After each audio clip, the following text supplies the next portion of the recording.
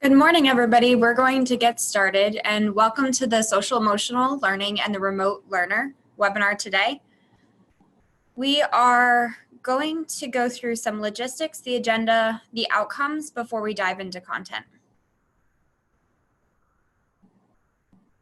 So for logistics, we're joining today on a Zoom call.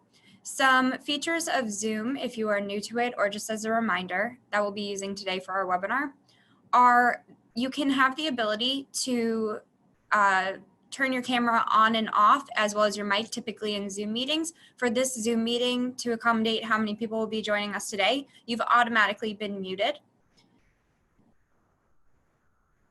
In order to be able to contribute to the conversation, there's two ways that we're going to engage, although we're muted with our microphones.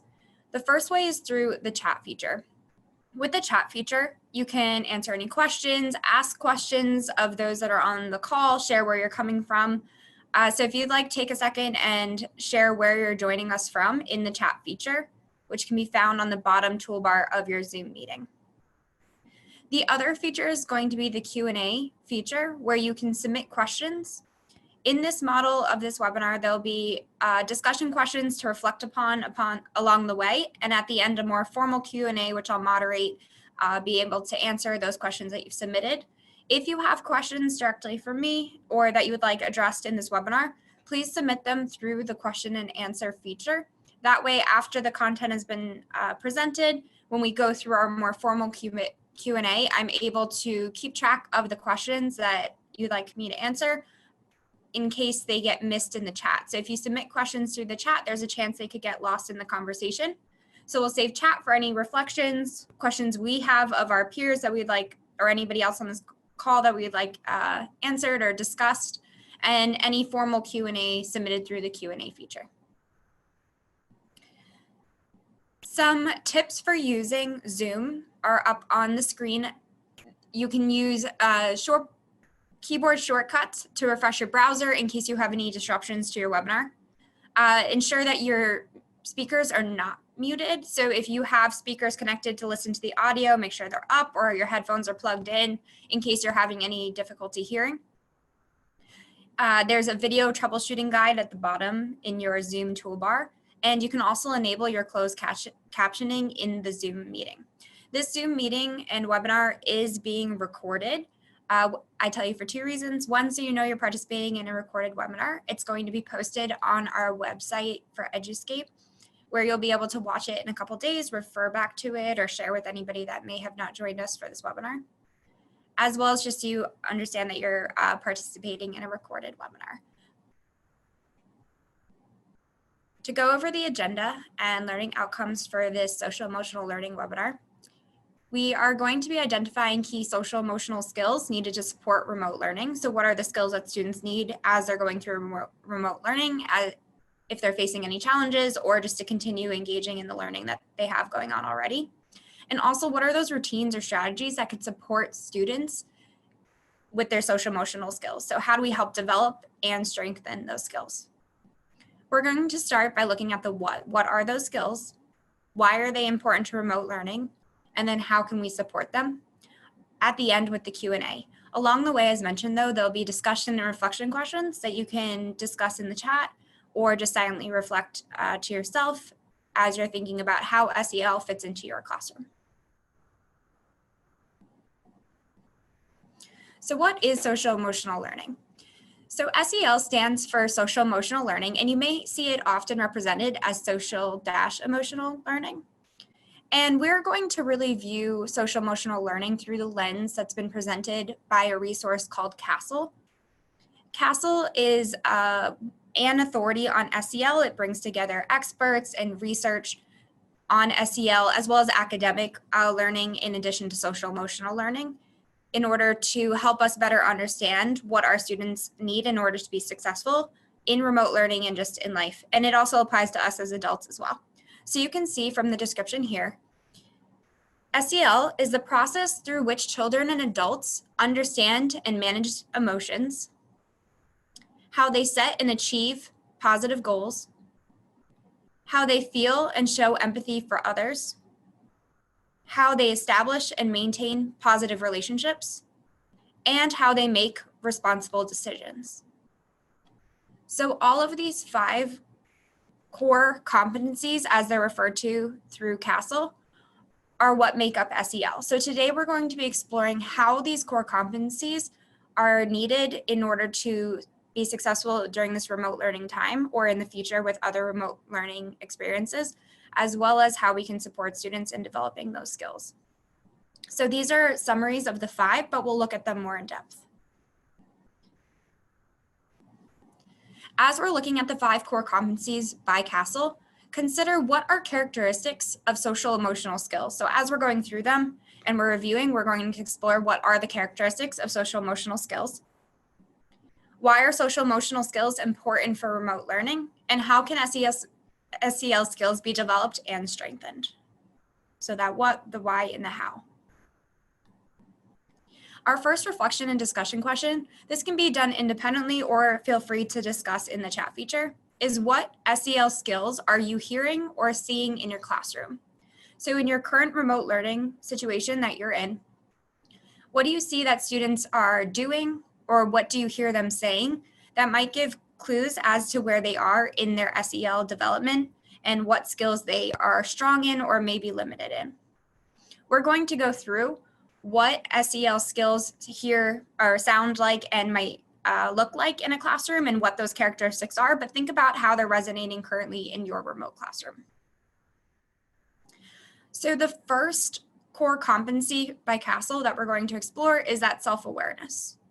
Self-awareness is the ability to recognize one's own emotions, thoughts, values, and how they're influenced and how that resonates in different behaviors, as well as the ability to assess one's strengths and limitations.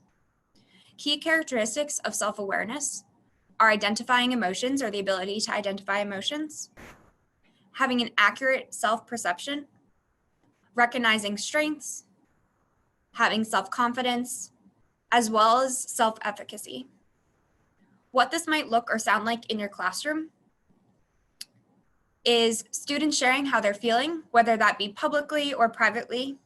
Publicly meaning within your classroom space if you're using a LMS or a learning management system like Google Classroom or Microsoft Teams or through emails with each other. It might look like students engaging in self-reflection. Students stop and think about what they're going through or what they have just experienced. It might also sound like something like, this is hard now, but I can get better if, indicating that student has a growth mindset where they know something is challenging, but they have the ability to overcome that challenge. That's the first core competency, self-awareness.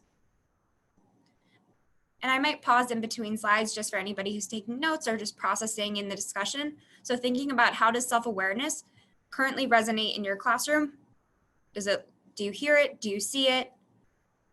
Feel free to share in the chat. The second core competency is self-management. Self-management is the ability to regulate one's emotions, thoughts, and behaviors in different situations. So in self-awareness, it was the ability to identify those emotions. In self-management, it's the ability to regulate those emotions or manage them. It's also the ability to set and work towards personal and academic goals. Some key characteristics of self-management is impulse control, stress management, so being able to cope with that stress, self-discipline, self-motivation, the ability to goal set, and organizational skills.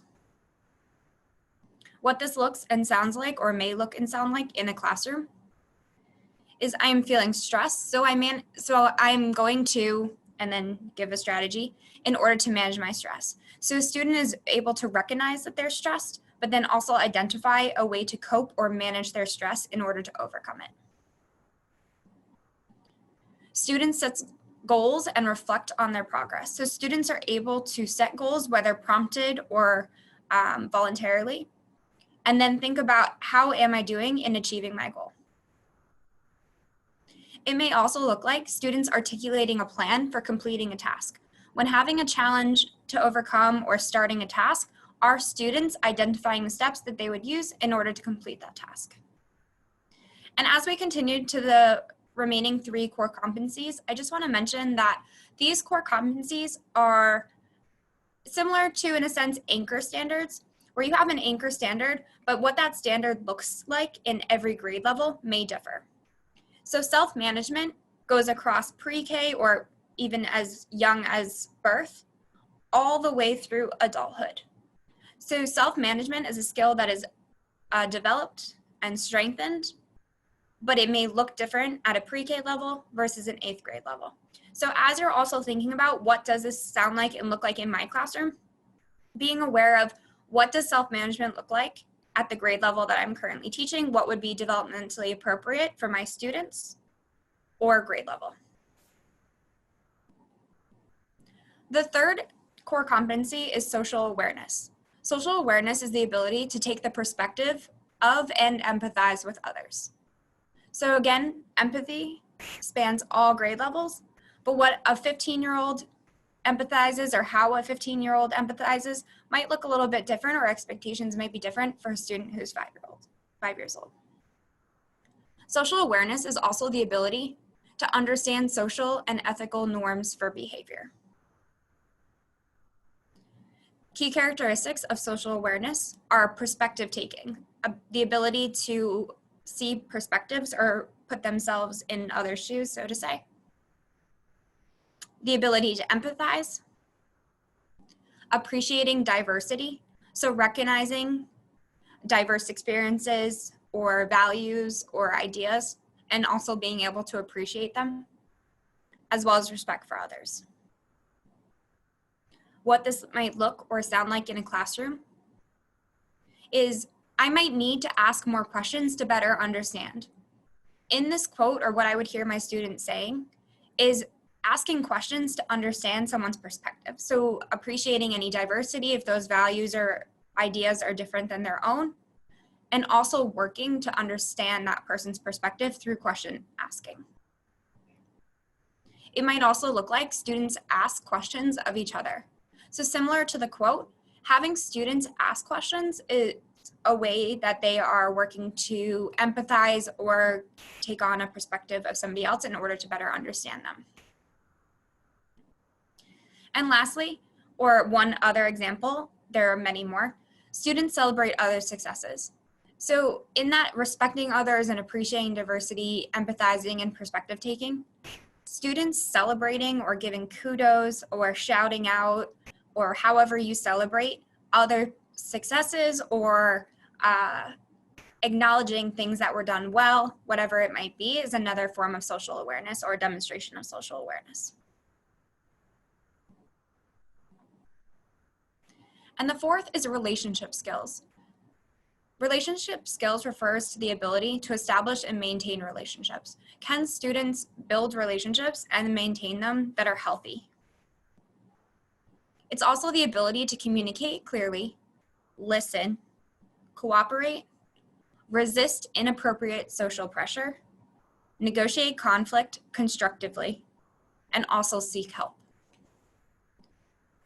Key characteristics are the utilization of communication, social engagement, relationship building, and engagement in teamwork. What this could look or sound like in a classroom is this is challenging for me because a student is communicating something that's challenging in an effort to overcome it. It could also sound like a conversation between peers or even peers and teachers or peers and parents, whoever the relationship is between. What I need in order to trust is. So being able to identify what's needed in a relationship in order for it to be improved or be healthy. It may also look like students communicating challenges to adults. So when students are reaching out to any adult in their life that they trust or believe can be supportive of any challenge they're in, that communication there is a part of relationship skills. And it could also look like students working to find a solution to a conflict. So being able to identify that conflict within a relationship or a social setting and working to overcome that conflict. And the fifth core competency from CASEL that we'll explore today is responsible decision making, which is the ability to make constructive choices about personal behavior and social interactions. So that constructive choice is part of that decision making, as well as the ability to make realistic evaluation of consequences of various actions with consideration of others. So being able to evaluate the choices that are being made and the impact of those choices, taking into account themselves, but also others as well. And key characteristics are identifying problems, analyzing situations, solving problems, evaluating those problems, reflecting, and taking into account ethical responsibility. What this might look or sound like in a classroom is students articulate why choices were made. If a student is saying or sharing their thought process of why they made the choices they did or came to the conclusions that they did, that would be an example of developing or working on responsible decision making. Included in that may also sound like or look like students work to solve a problem through a process. So students are going through the process of breaking down a problem, identifying the important step or the important aspects to focus on within that problem, and determining what next steps they would take in order to achieve a desired solution or multiple solutions. And the third example of what this could look or sound like in a classroom is students consider how choices will impact others as well as themselves. So in their articulation and decision-making process of what they're going to do to find a solution, being able to account for how others would be impacted or different parties or stakeholders involved is part of that development of responsible decision-making.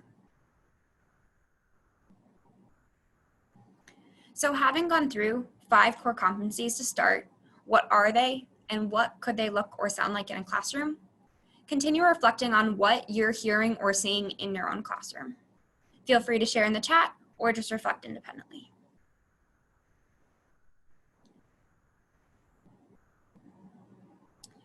Now, as we transition into how these core competencies are related to the remote learning classroom, consider what challenges are students facing when remote learning, whether that be in general or specific challenges that you are now facing after having transitioned to your remote learning classroom, possibly for several weeks now.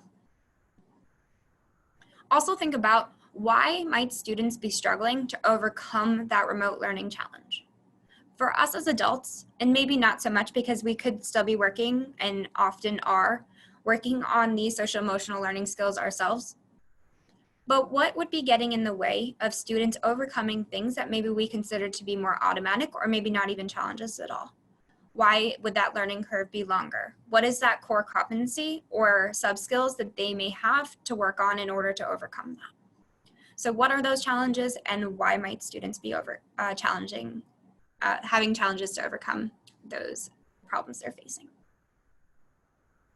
So as we've transitioned from our face-to-face traditional classroom to our non-traditional remote learning, there's so many things and aspects that we already know, but are non-traditional from how we've been doing education and learning experiences for students before. That comes down to how our days are scheduled, how our weeks or months or even semesters have been scheduled if you're continuing remote learning for an extended period. What learning spaces look like, feel like, how the format of work is delivered and worked on and then submitted, timeline for what work hours look like, what class hours look like, and even how much time we have to work on assignments.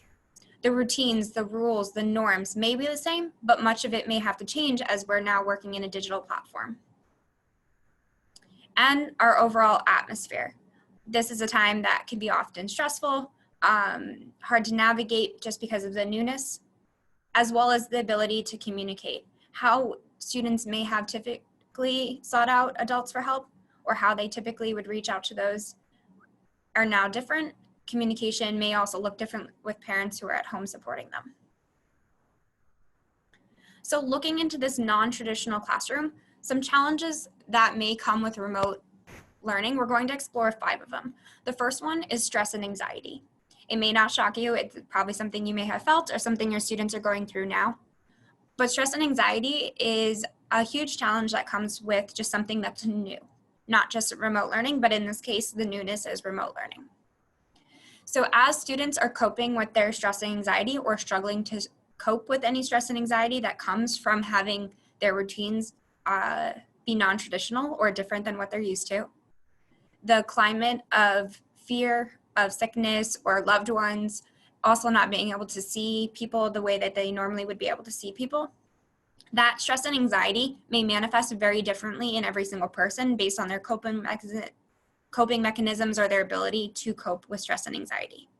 In order for students to be able to cope with stress and anxiety and overcome that, in order to continue having a meaningful learning experience, it's important that they have each of these 5 core competencies. But looking a little bit closer into what characteristics of those core competencies really support the overcoming of stress and anxiety or coping with stress and anxiety. In terms of self-awareness, being able to recognize that stress and anxiety exists, what your strengths or limitations may be in coping with anxiety. When I'm stressed or when I'm anxious, how does that manifest in my actions, my thoughts, or my feelings? The self-confidence to know that you are valued and worthy and can overcome this, as well as self-efficacy, knowing that you have the ability and power and skills to overcome whatever challenges you're facing. Within self-management, then being able to regulate the emotions of that stress and anxiety that you're feeling in a positive or healthy way in order to ensure that you are not harming anybody else around you or yourself, or getting to a place where you are not as productive as you could be in the learning environment. Part of that is also goal setting, self-motivation, and organizational skills to help cope with that stress and anxiety. Within social awareness, having empathy, perspective taking, and respect for others, but that other people are going through maybe similar situations, different situations, or understanding why some people's stress and anxiety manifest differently than others' stress and anxiety. So as teachers, if we're frustrated that a student might be ignoring us, is the lack of communication or shutdown in communication a way that they're actually coping with stress and anxiety? Whereas I, as a learner, or I as a teacher even, may lean into communication in order to help me cope. Just 2 different coping mechanisms, but having empathy and awareness that both are working towards the same goal of overcoming that challenge of stress and anxiety. And again, that relates to communication and relationship building within the relationship skills core competency. And the ability to problem solve. This is a challenge. These are some steps that I could take to overcome this challenge in order to meet my goals. The second challenge of remote learning is social distancing as well as negative social engagement. So a couple different things going on. Social distancing and negative social engagement may not look or feel the same for everybody involved or anybody going through this. Although we are physically distanced from those that we may have normally been, whether it be our classmates, our families, whoever, our friends, whoever it might be, some students may have a hard time coping with not being as connected to those that they would normally be connected with. Or some students may feel in their comfort zone, and it may be more of a challenge to then engage. Whereas maybe engaging in the classroom was something they worked on, and now having been out of practice because having been in a more social distant place or lack of communication place, it may be hard for them to re-enter into a social environment such as a remote learning classroom. A negative social engagement could refer to many things, but in one instance, thinking about bullying. Some students may have had negative engagement or experiences with virtual platforms, whether it be social media or any sort of technology platform that they're using. Whereas some students may have very positive experiences, or maybe students are only used to using it in a social way and may have a hard time code switching to be able to use it in a more productivity or professional learning environment like a school would require, rather than that social environment that they may be used to in technology. In order to cope with these challenges, students would be able to recognize their emotions again. Also, the corresponding influences. So how am I feeling and what is causing me to feel this way? And how does that manifest in my behavior? The ability to regulate emotions and stress management or impulse control. So recognizing that because I feel stressed or challenged, I might be more inclined to cope with it in a negative way, but rather leaning into the ability to have a network and become social and see learning remotely as a place to build their self-management and social awareness as well. This also is building relationships in a way they may not have built relationships before. Primarily in the classroom, relationships were built in person or maybe through texting or a more social media, social engagement platform. Again, now we're asking students to take tools that maybe they've used in a more social way and use them for learning purposes.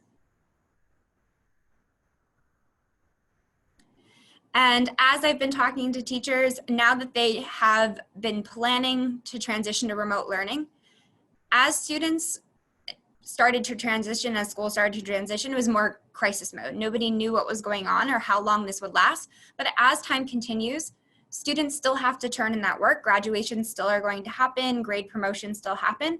So that work needs to be completed to continue students' growth and learning and progress towards their adulthood and their chosen careers. So some of the challenges that are starting to creep up are the missing work. Students have been assigned work along this way, they've been graded on it, but they haven't been doing it, whether they didn't take it seriously, they didn't have access to, or it was challenging because the learning environment is different than what they're used to and how they normally receive support. So as missing work starts to become a challenge, students need to, again, some of the same skills, but some that are new are probably problem solving. If I have all this work, what am I going to do to be able to get it turned in a way that is manageable? Recognizing that having missing work is important because it's still continuing their education, but also that it may be stressful. So how can I cope with that stress while I'm making up my work? And also being able to seek help. What was the reason for why I maybe didn't turn work in the beginning? How can I overcome that, and who can help me or be a support as I try to make up the missing work or continue to meet deadlines in the future? In addition to the missing work, maybe missing class time. Some schools are having classes that meet through phone calls, video conferencing, or their virtual check-ins, whether it be through email or their learning management system like Google Classroom or Microsoft Teams. But again, similarly to work, whether students didn't think this was, and parents weren't sure how long this was going to go for, as this becomes our new norm and our new normal, remote learning, students will be held accountable, and teachers and schools and parents and all stakeholders for having their children have meaningful class experiences. And class time might be flexible in terms of how much time or what time looks like, whether again it be a virtual check-in, a phone call, or an email, whatever it might be. But that is still important in education, as being able to connect between teacher and student. So in order to make up those classes or start to learn how to connect and engage in a learning environment that is through classrooms, they again have to be able to problem solve, engage in communication. Communicating through an online platform may be difficult, so having the ability to utilize communication skills to overcome that, self-discipline to meet deadlines and show up when you're expected to show up, so to say. Organizational skills, knowing how many classrooms or class time meetings you have and when you need to be there, as well as goal setting. So if I've missed classes, how will I work to make them up? And the last challenge that is inherent in transitioning from remote learning from the traditional classroom setting, no matter if you are a beginner user to technology or an advanced user, there's going to be new challenges just because the situation that we're in is so new, having classrooms be conducted online. So again, being able to recognize what is the problem, what am I going to do to overcome that problem, who could support me in overcoming the challenge I have around technology, whether it be access, how to use it, or even using it in a positive way that's healthy rather than being using it for negative social interactions. So as we've just briefly talked about some challenges that are starting to creep up or be there as we're transitioning to remote learning, and also not just transitioning, but also continuing remote learning for the rest of the semester, however long that time is for your school. Thinking about what are those challenges my students are facing.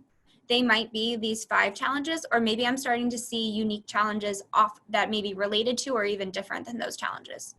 And what is it that students are struggling with, and what target or concrete or focus skill might from those core competencies might they need in order to overcome those challenges. So we've talked about the what, we talked about why these core competencies are related to remote learning with the challenges that exist now.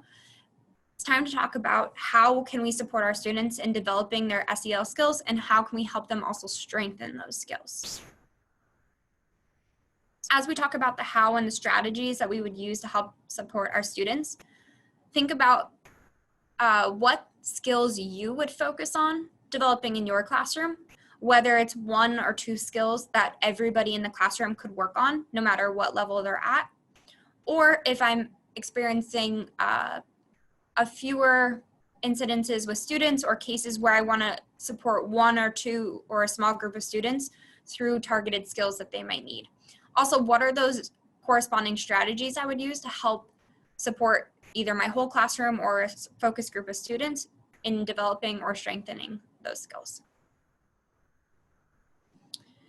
So just to reiterate, we are looking at these strategies across all grade bands, pre-K to higher ed, even through adulthood, knowing that these strategies are just structures of how we can support students, but the way in which they demonstrate their skills or what type of SEL skill they're working on is developmentally appropriate. So empathy is empathy across all ages. However, empathy at the 5th grade might look different than empathy at the 8th, 10th, 12th grade, etc. So the first strategy we're going to look at are the use of surveys. And I'm going to move this so we can see the whole screen.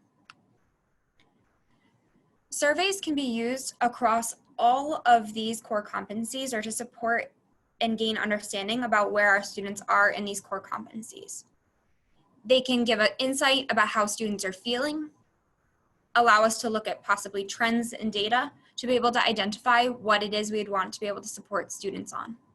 It can engage students, parents, and even your whole staff. As students could take surveys, parents could take surveys, your staff members could take surveys in order to see how each stakeholder group is feeling or functioning. These surveys could be done daily, weekly, and monthly, either all 3 of those frequencies or just 1, depending on where you would want to start. Daily surveys might have fewer questions, whereas weekly or monthly might have longer or more questions. And some tools you could use to help facilitate surveying parents or students are tools like forms, whether that be Google Forms or Microsoft Forms, which are electronic surveys that can be built and sent out. Data can be received and analyzed. They could be sent out through email or just typed in a document and sent out, whether that be through email or posting on your LMS, whether that be Microsoft Teams, Schedula, Schoology, Google Classroom, whatever it might be. And one that I really would love to recommend about surveys is called School Day. School Day is a Finnish company that has created a survey that students take on their phones or on a computer that are based on a well-being model that has 20 plus years of research. So these questions have been written, students will take the survey, and the school will get instant feedback and analytics about how students are feeling related to those questions. Right now, School Day is completely free. So if you're interested in School Day specifically, you can email us and we could talk through more about that program or how you would go setting it up or anything you would need to help onboard families. I'll post the information on how to get in contact with us at the end as we go through Q&A, but School Day is an example of a survey platform that you could implement. Surveys, though, can be created on your own, again, through forms, emails, documents. and posted on any communication platform you're using with your students. But the goal of surveys are to learn how students are feeling, so that way you can start to narrow down, get live feedback, and also narrow down what you might work on with students. And that hits across all core competencies. Another strategy are the use of reflection questions. That might sound very broad, but reflection questions can take all different forms, whether they're specific to a skill or a goal, a reflection of an experience or a process that students went through. They can be short, they can be long, they can be frequent, or they can be at set intervals. Anytime students are going through something, or just to start your day, reflection questions could be used to check in on how students are feeling. So if I wanted to just check in and see at the start of every day where my students are, take a temperature check of how they're feeling for the day, or ask them after having gone through an experience and a learning experience through video, maybe for the first time, how were they feeling? What challenges did they experience during video conferencing? What made them feel confident? What made them feel uncomfortable? And then what might be something they would like to change for the next time they engage in a video conference? So having students stop, reflect on what they're going through helps really with that self-awareness, and also starting to build their self-management, decision-making as they're able to process what they're feeling, and then also think about what would be the next step I would take to help manage that feeling or cope or overcome whatever it might be. Reflection questions can be used for students, they can be used for parents. Again, they can be daily, weekly, or monthly, and they can be distributed or asked through forms, through emails, by posting on your Google Classroom or your Microsoft Teams, any of those. And I see lots of chats and hand raising. I will answer all your questions during our formal Q&A very shortly. If you have anything that you'd just like to solicit from anybody on this call, feel free to put that into the chat. Otherwise, keep submitting them through your Q&A as well, and I'll answer those questions shortly.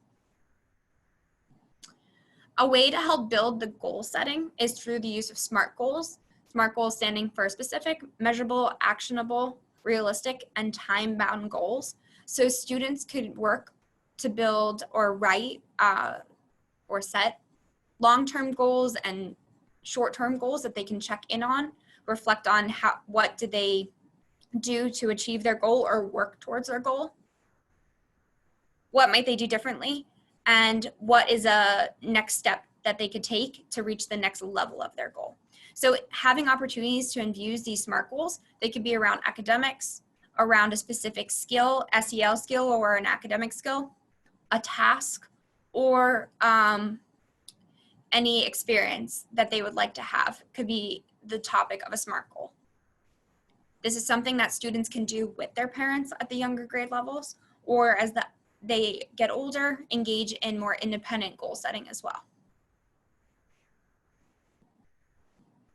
Next, and this is a really important one, is immediate and actionable feedback. In order for students to build that self-awareness and also know what they could then do differently or try for the next time they work on that skill or experience something or complete a task, they benefit greatly from immediate and actionable feedback. So knowing what was a glow and a grow, something I did really well, and what's something that I could work on, and then what are some strategies or next steps I could take to work on that. Having that be concrete, actionable, and related back to the skill that you want them to improve upon or that are related to the goal that they have from themselves helps students start to build their self-awareness and in turn build those social emotional skills as well. That feedback could be done by students to student, parent to student, teacher to student, whatever that might be. Feedback could be instant, immediate, in the moment, and be frequent throughout the day, or there could be checkpoints where feedback is more formally given, whether that be weekly or monthly as well. And feedback can take all different forms, whether that's informal or formally, through email, docs, audio, video conferences, or by checking in through your LMSs. Again, LMS meaning learning management systems such as Google Classroom, Microsoft Teams, Schedula, Schoology, whatever it might be. And next is check-ins and mediations. So to work on that social relationship building, and social awareness. Checking in, whether that be one-to-one or with small groups, help achieve some of the same goals as reflections and surveying, but you help check in and get that connection and start to model what communication looks like in expressing your feelings or what challenges you're having.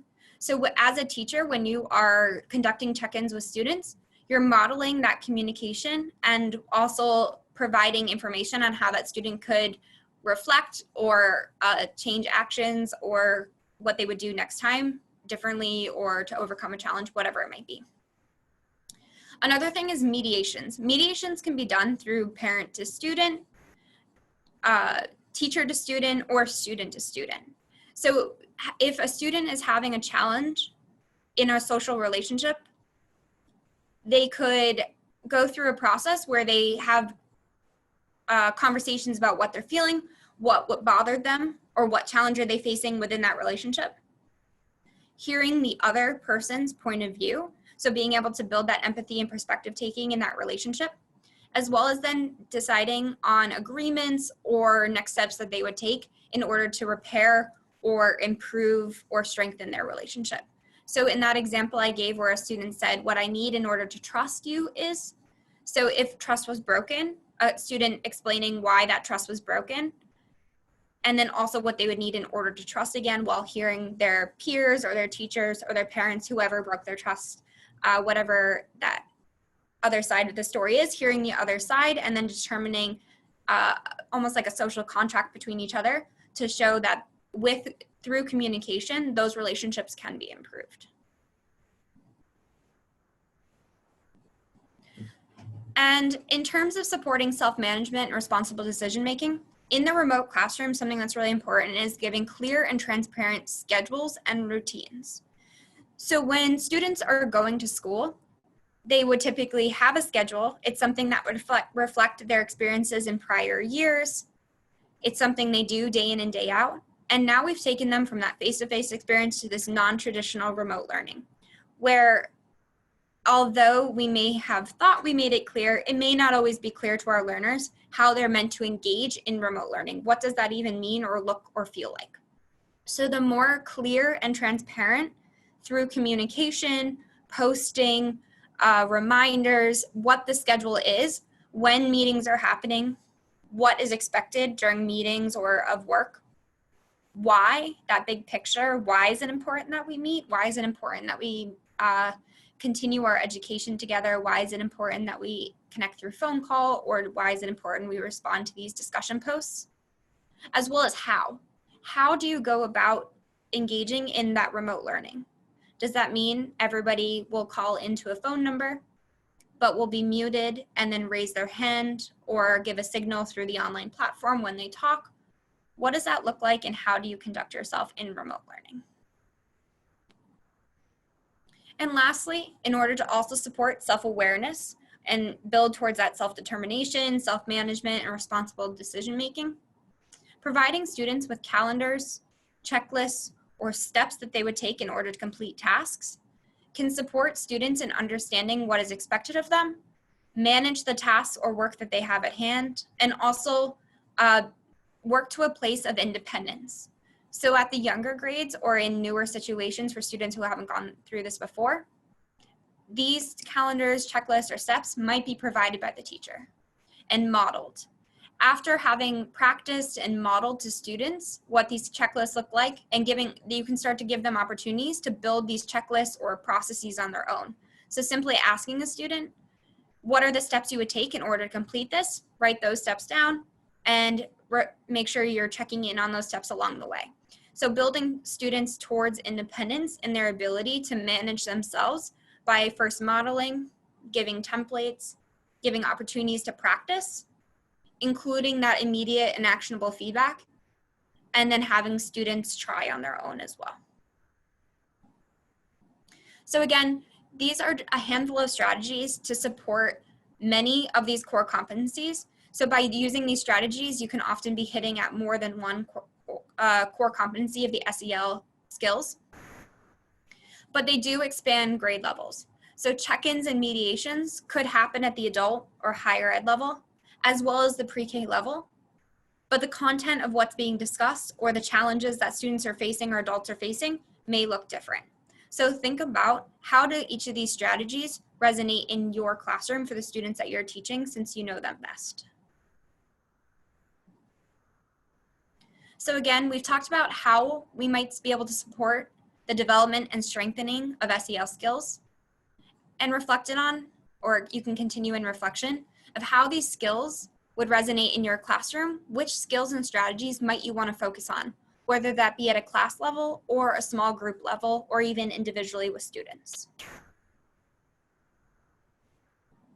So we're going to transition to formal Q&A now. I know there are questions that have been submitted, as well as, so I'll take a minute to answer those questions, engage in conversation.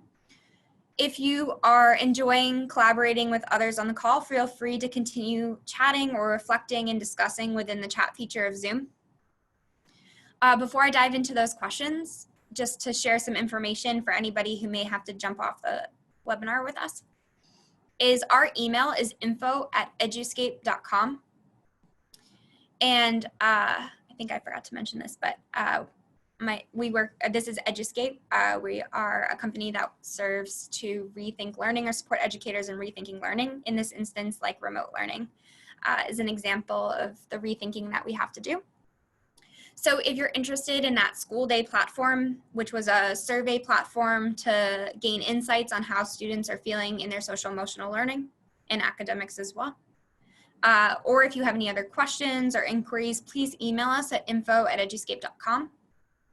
And our website is posted there as well. This video is being recorded and will be posted in the next couple of days, so you're able to go to our website and rewatch the video or share the link with others that may not have been able to attend.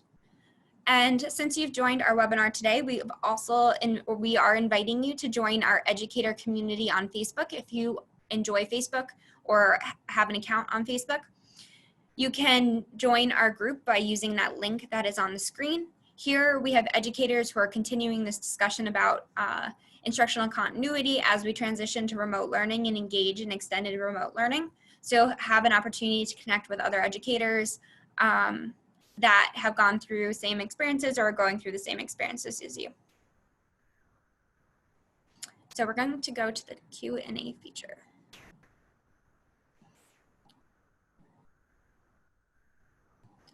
So I see there's no formal questions in the Q&A, so I'm just going to browse the chat as you continue talking to see if there's any questions that showed up there, or if there's anything I can answer or reiterate from your chat.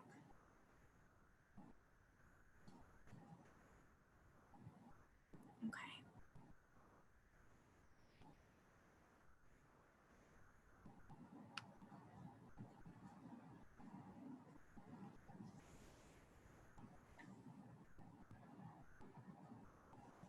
Yep, so if you had any tech issues during this webinar, it will be posted in 2 days on our website. You're able to review it at your leisure, as well as share it with anybody who may not have been able to join as well. And if you are interested in professional development hours from this webinar, we're offering a certificate for 60 minutes having joined this webinar. So at the end of this webinar, when you close out, you'll be prompted to take a survey.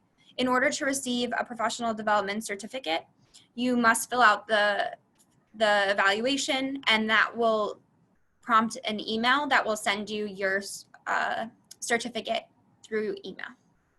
So you can have record of your professional development hours. Great. So there's no pressing questions in the chat, but I'm happy and I will to stay on for the next 10 minutes or so, and I will be on for the next 10 minutes. So feel free to continue any conversations you would like to have with anybody on this call, or I'll even invite if you'd like to come off mic and ask a question. I don't know if you can unmute yourself, so you may not be able to. Or you can just write your question into the chat and I'll be able to answer it. So again, thank you so much for joining us today. Please check out the website, eduscape.com/events, which is up on the screen for the recording or just anything else that's going on with Eduscape in upcoming events. If you have any additional inquiries or questions, please email info@eduscape.com. Definitely check out and join our Facebook group. It's a closed group for those who have joined our webinars. So it's a community of educators who are looking to connect with other educators about how to support students during remote learning. And that link is up on the screen as well. And if you'd like professional development hours or just to provide any feedback so we can continue to tailor these webinars to meet the needs of everybody who's joining us, please complete that evaluation once you've ended this meeting. And otherwise, I will stay on the call, and please feel free to ask any questions, share any experiences you're having, or ask the group anything that you would like to discuss. Thank you, everybody.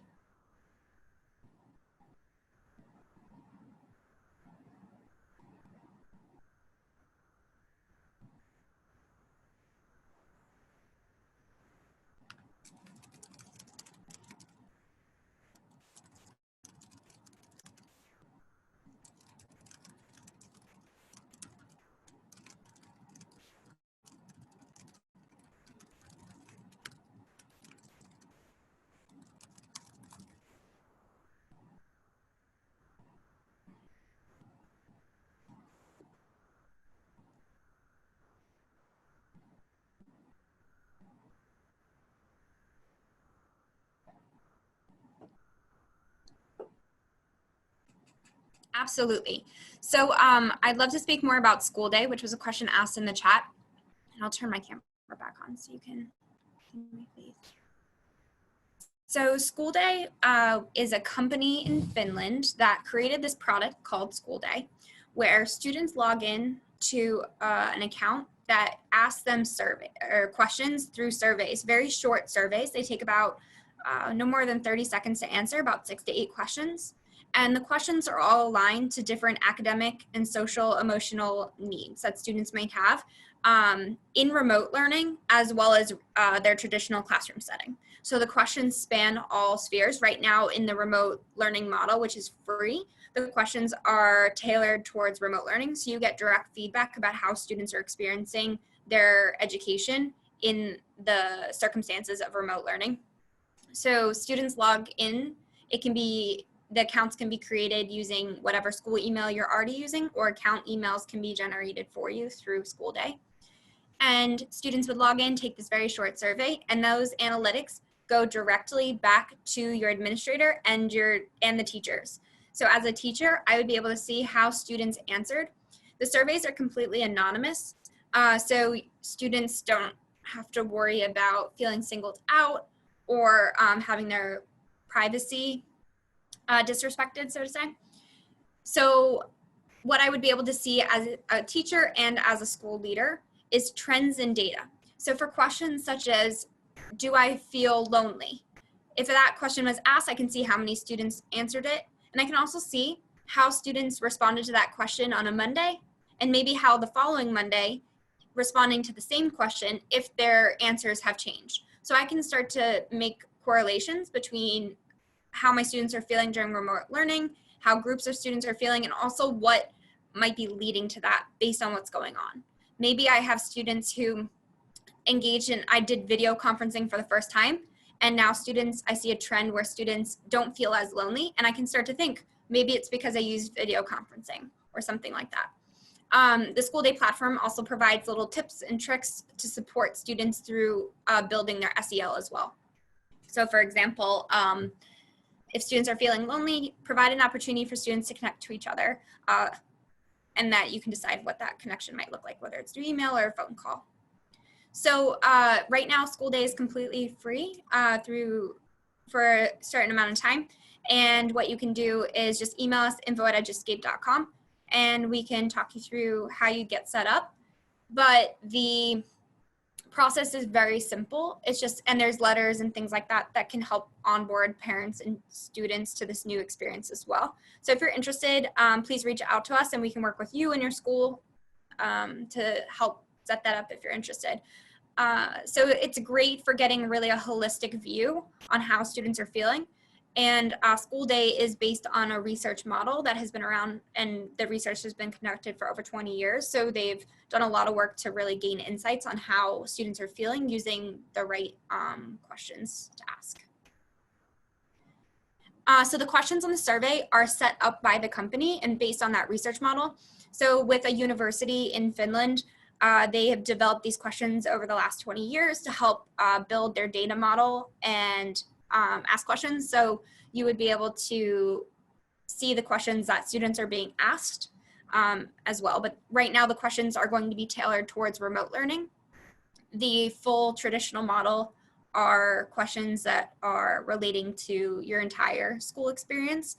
But they're questions that would support any type of classroom experience. So for example, a question might be, have you eaten breakfast today? So you would have some insight on students' physical well-being if they are accessing food, for example, in the morning, or have access to food in the morning.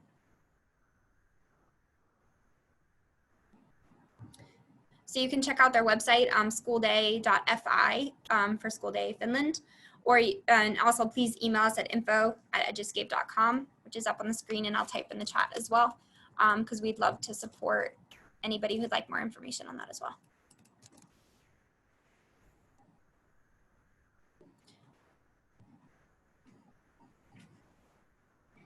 And the surveys are tailored towards the grade level. So the questions will be altered based on the grade level you're teaching. So if you're teaching students who are early readers, maybe 5 or 6 years old, the questions would be at more of a 5th or 6th grade reading level. Whereas if you're teaching high school students, the questions would be the same questions and the same categories, but the reading level and language used would be developmentally appropriate for a 10th grader. And it's something at the younger ages that parents can do as part of their routine. So as parents are settling into this new routine as well, how am I working from home or having my child at home and having to go to work, depending on the situation they're in? It's something that they can do together where at 7 o'clock in the morning, as they're getting ready for their day, so to say, parent and student log in, go through the questions together, especially at the younger grade levels, and provide that feedback to the teacher so the teacher can then start to make adjustments or gain insights onto how their students are feeling. And also their parents are starting to build that connection with their students, with their children, I mean. Thank you everybody who is jumping off. I appreciate your attendance, and please email us if you have any other questions. I'll still be on this call or on the webinar for another few minutes, so happy to answer any more questions, but I really appreciate everybody who's joined us today. And please share with anybody who you think might benefit from this information as well, once we posted this video on our website. Of course. Thank you, everybody.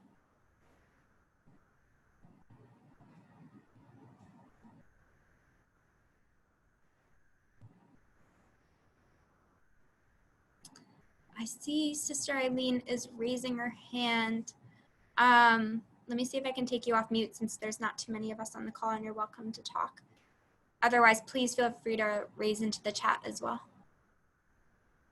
Let me see. Okay. Sister Eileen, I've unmuted you, so you're, or I'm trying to unmute you. So if you can unmute yourself, you're welcome to talk. Otherwise, feel free to chat in the chat as well. Where you said the survey would come up. I'm sorry, can you repeat that one more time? I think I accidentally muted you. You were muted. I can hear you now. I think I muted you by accident when you Okay, great. Thanks, you did a great job. I appreciate all your time and effort. Of course. Just a quick question. I missed where you said the survey would be. Is that it going to my email? Oh, yes. So once you've hung up this call, once you end the Zoom call, it will prompt you to take a survey, or evaluation survey. And so if you see that, go ahead and take it. If for any reason you don't see it pop up on your screen, just email us at info@eduscape.com and I'm happy to send it directly to you. All right, sure. Thanks. Absolutely. Thank you. Have a great day. All right. You too. Bye.